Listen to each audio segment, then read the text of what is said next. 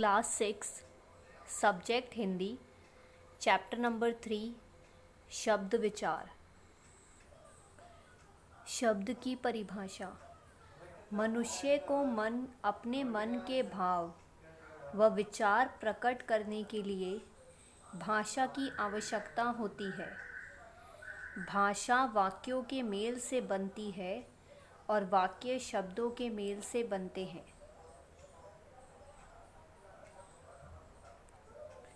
शब्दों के प्रकार। फर्स्ट, अर्थ के आधार पर। सेकंड, विकार के आधार पर। थर्ड, उत्पत्ति के आधार पर। फोर्थ, बनावट के आधार पर। फर्स्ट, अर्थ के आधार पर।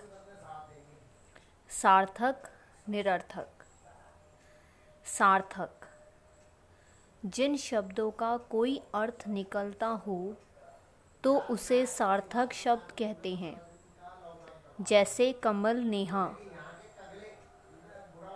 निरर्थक, जिन शब्दों का कोई अर्थ नहीं निकलता हो तो उसे निरर्थक शब्द कहते हैं, जैसे लमक, हमल।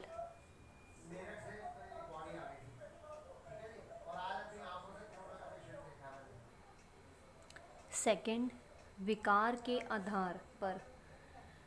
विकारी, अविकारी। विकार यानी परिवर्तन, ये शब्द जिसमें लिंग, वचन, कारक आदि के कारण विकार आ जाता है। अविकारी, अ प्लस विकारी यानी जिसमें परिवर्तन ना हो, ऐसे शब्द जिनमें लिंग, वचन, कारक आदि के कारण कोई परिवर्तन नहीं आ जाता। थर्ड, उत्पत्ति के आधार पर। तत्सम, तद्भव, देशज, विदेशी। तत्सम, यह शब्द तत् प्लस सम से मिलकर बना है। तत् का अर्थ है उसके तथा सम का अर्थ है समान, यानी उसके समान।